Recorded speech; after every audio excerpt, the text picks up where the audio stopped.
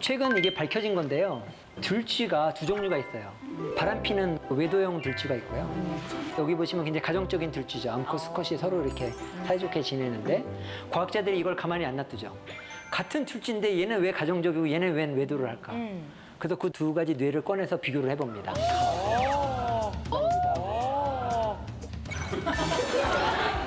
어떻게 얘기할까요? 꺼낸 게 좀 자극적인가요? 제 직업이기 때문에 어떻게 해서 과학자들은 뭔가를 이제 꺼내서 이렇게 봐야 되니까. 그래서 그 두 뇌를 비교를 합니다. 그래서 비교를 해가지고 드디어 원인 물질을 찾아내게 돼요.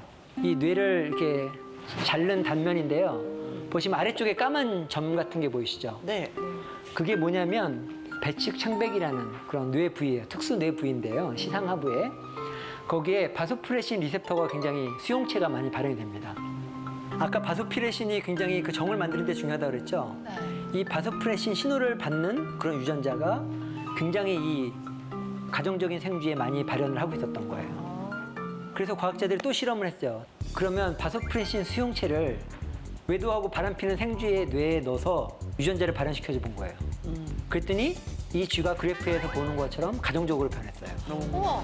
그래서 과학에서 그 인과관계를 밝히게 된 거죠. 그래서 사람한테 적용할 수 있겠습니까? 없겠습니까? 있어요? 굉장히 간절하게 원하시는 분이 있으신 것 같은데요. 사람한테서는 이게 불법 시술이죠, 그죠? 아, 그렇죠. 네, 그렇죠. 유전자를 발현시키려고 그러면 뇌에 여기 두개골에 구멍을 뚫고 거기다가 뇌 속에다 주사를 해야 되는데요. 있었으면 불티나게 팔리시죠. 이렇게 엑스레이나 MRI 같은 거 촬영하면 저렇게 나오기는 하나요? 저는? 그러게. 굉장히 좋은 질문인데요. 아직 사람한테서는 저 외도하는 사람과 가정적인 남자와 그 두 가지를 비교해 본 경우는 없습니다. 아마 사람한테서도 그걸 볼 수 있다 그러면 굉장히 좋을 것 같습니다. 예. 유전요. 다들 외도의 이야기야. 예, 그 다들 너무 발끈하신 거 같아요. 이렇게 관심이. 다른 기회에 특집으로 다루도록 하겠습니다. 그러면 과연 그럼 여러분들 여기 미혼이신 분들은 저 남자가 멋져 보이는데 저 사람이 어떤 성향을 가지고 있을까 궁금하시잖아요. 궁금하죠. 예, 그래서 이 외도형 수컷 쥐하고 가정적인 수컷을 이제 비교를 해봤어요. 이건 공간학습 능력을 테스트한 건데요. 희한하게도 외도를 잘하는 생쥐가 공간학습 능력이 뛰어난 거예요. 길을 잘 찾아요. 네, 길을 잘 찾아요. 왜 길을 잘 찾을까요? 외도형 생쥐가? 아무래도 다녀야지 이성을 좀 만날 수 있으니까. 운전진이 운전 되게 잘해요. 살아있는 내비게이션이에요. 길을 몰라요. 내비 없으면 아무데도 못 가요. 개그맨들 사이에서 길은 문천 씨씨의 모르라는 길을 얘기가 몰라요. 있거든요. 길을 모릅니다. 이야. 답이 거의 맞았습니다. 뭐냐면 돌아다녀서 많은 암컷을 만나야 되는 필요도 있고요. 그 다음에 또 어디에 어느 암컷이 있는지를 잘 아는 거죠. 역시. 그렇죠. 저 옆 동네에 홀로 사는 암컷이 있더라. 여기도 있더라, 저기도 있더라. 다 이제 꿰고 있는 거죠. 야. 그래서 여러분 남자친구가 공간학습 능력이 좀 떨어지더라도 너무 실망하지 마시라. 가정에 충실할 가능성이 되게 높다고 생각을 합니다. 그러면 과연 정이라는 게 왜 생길까? 물론 정이 있으면 우리 가정적이 되고 자식들도 잘 보살피게 되고 그렇게 하잖아요. 근데 자크 판카셉이라는 박사님께서 긍정적인 감정을 만들어내는 뇌에 대해서 굉장히 관심을 가지시고 연구를 많이 하셨어요. 그래서 쥐를 이렇게 쓰다듬어주고 배도 긁어주고 이렇게 하다 보니까 쥐랑 친해졌는데 쥐가 친해질 뿐만 아니라 웃기 시작을 하는 거예요. 이렇게. 그래서 지금 보시면 이 장크 파카셉 박사님께서 손으로 맨날 긁어주니까 손만 보면 이 쥐가 좋아서 이렇게 하는 거예요. 그리고 여러분들이 여기서 잘 안 들리실 텐데요. 손을 주고 이렇게 긁어줄 때마다 이 쥐가 소리를 내요. 키득키득키득키득 소리를 내요. 자, 보세요. 된다, 된다. 찍찍찍찍 소리 나요.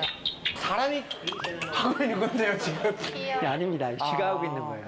사실은 이 소리는 우리가 못 듣습니다. 이거는 초음파를 내기 때문에 우리가 못 듣는데 이거는 비디오 동영상에서 소리가 들리게끔 이거를 프리퀀시를 낮춘 거고요.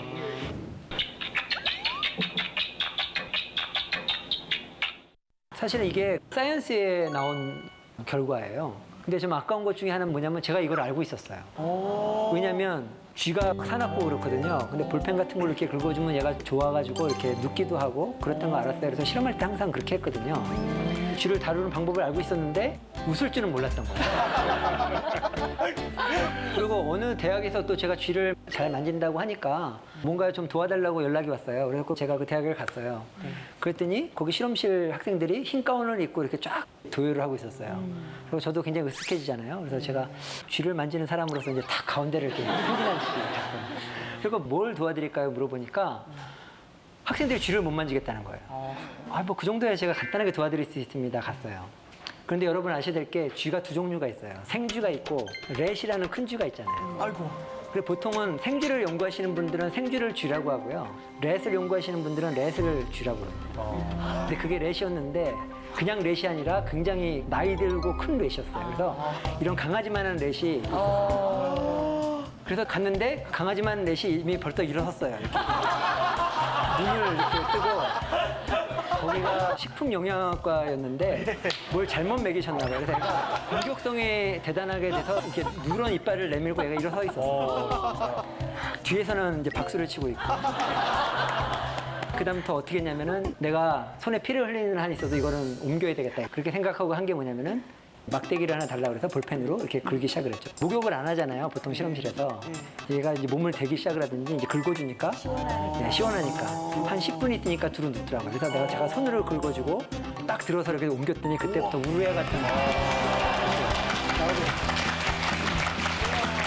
이렇게 동물도 뇌에 좋은 감정을 만들어내는 관계가 있고 저와 관계가 형성이 된 거죠. 긁어주는 거라서. 제가 떠나는데 되게 슬퍼하는 거 같아요.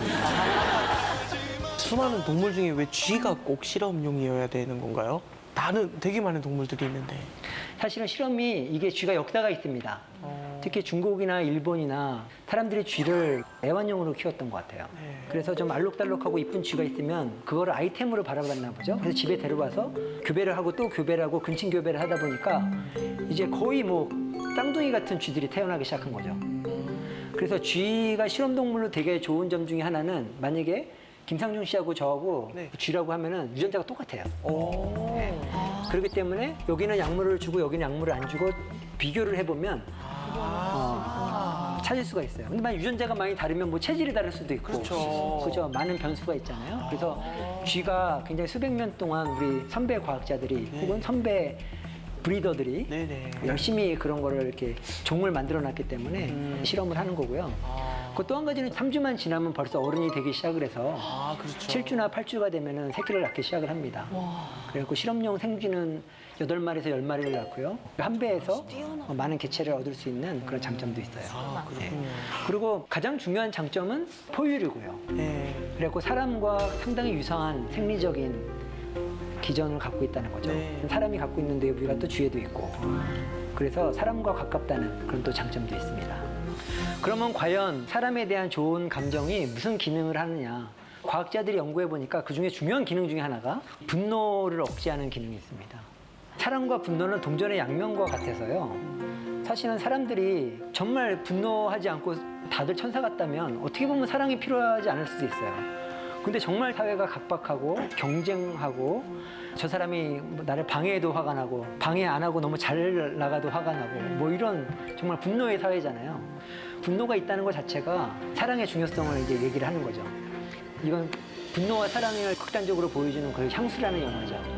그래서 이 사람이 재판대에 섰잖아요. 그래서 온 관중들이 청중들이 이 사람을 죽여라 막 항의를 하고 막 분노를 하는데 이 사람이 향수를 뿌리죠. 그 순간에 뇌에서 그 사람을 좋아하게 되는 회로가 활성화되면서 분노가 잦아드는 이제 그런 영화가 되는데요. 이게 신경과학적으로 사실은 의미가 있습니다. 그래서 신경과학자들이 연구를 해봤어요. 이 분노 회로와 사랑 회로가 무슨 관계가 있는지를 연구를 해봤습니다. 이게 네이처에 나온 논문인데요. 사랑과 분노의 회로가 굉장히 가까이 있어서 서로 억제하는 기능을 한다는 거죠. 그래서 사랑은 분노를 억제하고 분노는 또 사랑을 억제할 수 있고 이런 관계가 있다는 신경 뇌지도에 관한 논문이 되겠습니다. 그래서 제가 한번 보여드릴게요. 이 쥐들은 소리가 나는 게 뭐냐면 신경이 활성이에요. 예. 이게 신경이 한번 흥분할 때마다 나오는 소리예요. 이게 기본이고요. 근데 여기 수컷을 넣어주면 그죠? 이 공격성과 분노가 나올 때 이 신경이 마구마구 활성화가 더 되는 거죠. 그러면 이 신경이 분노를 만들어내는 신경세포인 거를 알 수가 있는 거죠. 이 수컷 생쥐가 들어오기 전까지는 굉장히 조용한 소리가 나다가 들어오니까 굉장히 소리가 커지는 거죠. 그죠? 다음에는 뭐냐면, 자, 이게 아까 그 똑같은 분노 신경세포예요. 신경세포가 화를 내고 있죠. 따닥따닥. 여기다가 암컷을 넣어줍니다. 그럼 한번 보세요. 어떤 일이 일어나는지.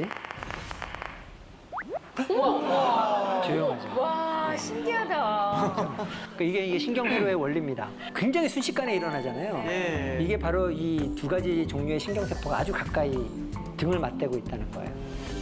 그래서 이번에는 사실은 암컷이에요. 그래서 얘가 구행동을 하고 교미 행동을 하려고 하는데 이 순간에 빛으로 분노 신경을 자극해 준 거예요. 억지로 과학자들이. 그랬더니 가정폭력이 일어나기 시작을 한 거예요. 그래서 이 분노 신경의 기능은 어떤 그런 좋은 감정들을 억제하고 분노 행동을 나타나게 되는 거죠. 그리고 또 다른 비디오인데요. 이거는 화를 낼 필요가 없는 전혀 상관이 없는 고무장갑이에요. 거기다 빛을 주게 되면은 얘가 이제 여러분 화났을 때 막 벽을 친다거나 엉뚱한 병을 깬다거나 그런 이제 행동이 빛을 자극할 때만 나타나게 되고 이제 빛을 끄게 되면 그런 행동이 이제 사라지게 되는 거죠. 그래서 결국에 그 신경과학자들이 아는 거는 뭐냐면 사랑과 공격 신경세포가 서로 억제하는 관계다. 이제 이런 것들을 알 수가 있었고요. 그래서 우리가 여기서 하나의 아이디어를 얻을 수 있는 거는 굉장히 지금 사회가 각박하고 학교 폭력도 심각하고 그렇죠. 그래서 여기서 우리가 폭력을 없애려고만 노력할 게 아니라 학생들에게 정말 우정을 쌓고 서로 좋은 감정을 가질 수 있는 기회를 만들어 준다고 하면 이런 폭력적인 것들이 저절로 억제가 되지 않을까. 이게 이제 신경과학적인 조언이 되겠습니다. 또 다른 그런 좋은 감정의 기능이 뭔가. 사실은 우리가 사람과 사람이 서로 이렇게 정을 쌓을 수가 있고 서로 연결될 수 있다는 거는 교감할 수 있다는 걸 말합니다. 그러니까 내가 어떤 사람하고 교감이 되면은 내가 경험하지 못한 그런 경험을 간접 경험을 할 수가 있어요. 예를 들면 드라마의 한 장면인데요. 너는 이렇게 남아서 여전히 머물고 있는데 닿을 수가 없는 효진 씨는 이런 장면을 보면 어떤 생각이 드시나요? 너무 좋죠. 설레이고.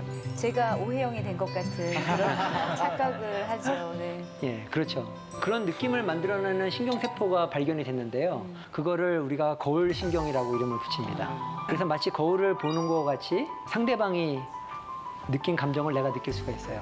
분명히 남자 배우가 여자 배우 어깨에 손을 얹었는데 시청하시는 아주머니들의 등이 따뜻하게 느껴져요. 맞아요. 그게 진짜 거울신경이 발효를 하기 때문인 거고 오해영이 된 느낌 같은 경우에는 입술에서 뭔가를 느끼시는 거죠. 이런 좋은 감정이 사실은 굉장히 많은 기능을 하게 됩니다. 이게 중국에서 실제 있었던 일인데요.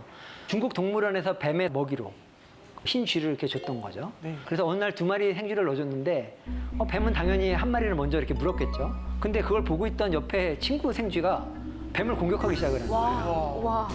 막 물고 그래서 사육사가 감동을 받아서 두 생쥐를 다 구해줬다는 그래서 저 생쥐도 다 살았답니다. 야, 어머, 대단하다. 실제로 이거를 실험한 박사님이 계십니다. 이 비디오는 뭐냐면 이 친구 렛이 갇혀있는 렛을 구출해주는 장면이에요. 그래서 펠기 메이슨이라는 박사님이 실험을 해본 결과 이렇게 자기가 잘 아는 생쥐일수록 더 이런 구출해주는 행동이 많이 나타남을 알 수가 있습니다. 그래서 우리는 사회적 동물이고 서로가 좋은 감정이 있다는 거는 서로 도움을 줄 수 있다는 이런 중요한 기능을 할 수가 있는 거죠. 이것은 실제 뇌 영상을 찍은 사진입니다. 아파서 누워있는 사람이고 그 아픈 사람을 바라보는 사랑하는 사람들의 뇌를 같이 찍어봤어요. 요 왼쪽에 있는 것은 아픈 사람의 뇌입니다. 그래서 실제로 보면 길쭉하게 나온 것이 보면은 이 몸이 아픈 그런 통증 신호를 나타내는 거예요. 그래서 몸도 아프고 그리고 몸이 아프니까 마음도 아프고 이제 그런 거예요. 그런데 이 아픈 사람을 바라보는 사랑하는 가족이나 친구들이 보면은 같이 아파하는 거죠. 보시면 몸은 아프지 않지만 마음이 같이 아픈 그런 사진을 보여주고 있습니다. 그래서 실제로 번식이나 열정적인 사랑을 위해서만 이런 좋은 감정이 필요한 것이 아니라 특히 우리들 같은 경우에는 서로 교감하고 협력하고 이런 어려움들을 이해해 줄 수 있는데 거울신경이 중요하다는 교훈을 얻을 수가 있는 것이죠. 그래서 뇌는 여러 가지 경험을 연결시킨다. 그런데 이게 외부에서 오는 환경적인 자극만 연결시키는 것이 아니라 사람과 사람, 서로 사회적인 연결 관계도 열심히 연결을 시킨다. 그리고 그것들이 어떤 번식을 넘어서 사회적 동물이 더욱더 생존과 번식에 유리하게끔 그리고 인간 사회에서는 더욱더 인간답게 하게끔 하는 기능을 한다는 것을 알 수가 있겠습니다.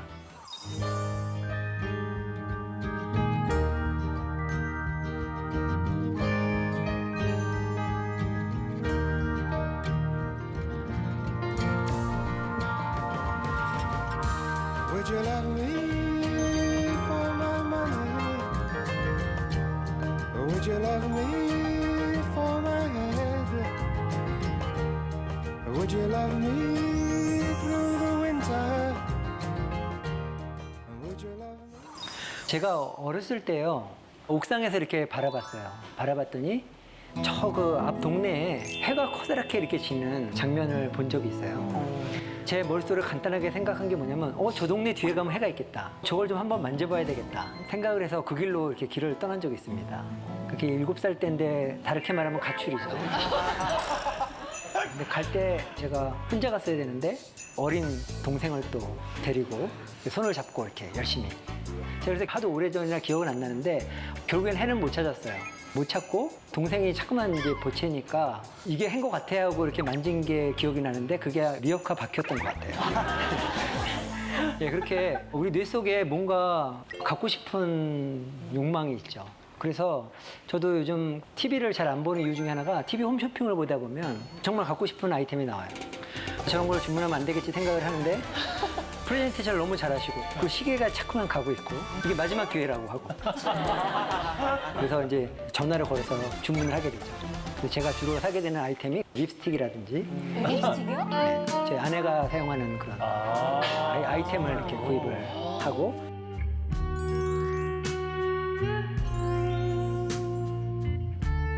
저희 아내는 반품을 하고 저희 아내는 반품을 하고 그렇게 됩니다. 그래서 오늘 이렇게 우리 뇌에 있는 지름신 회로 왜 이렇게 우리가 재물에 대해서 탐욕을 갖게 되는가에 대해서 말씀을 드리도록 하겠습니다. 이 내용의 일부는 제가 세계경제포럼에서도 발표한 내용이기도 합니다. 와.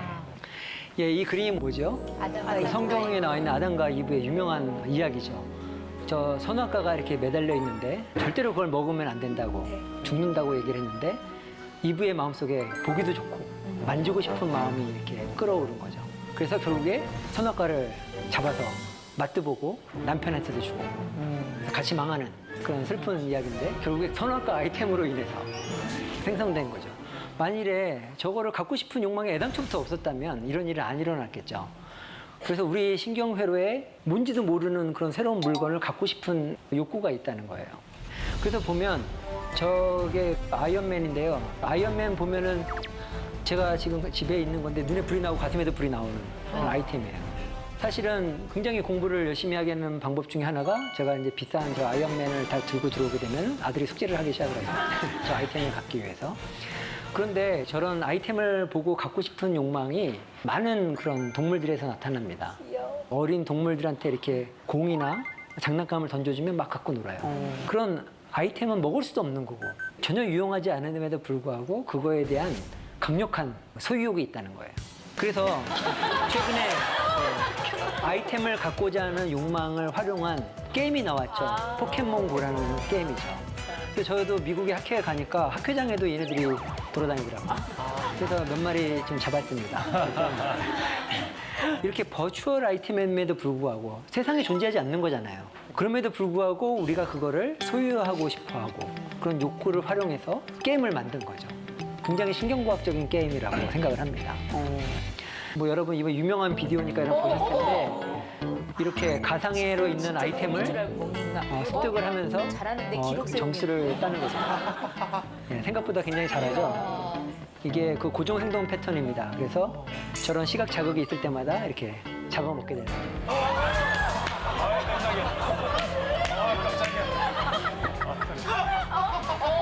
버추얼 아이템이 없어지고 리얼 아이템이 나타나니까 얘가 또 반응을 하게 되고.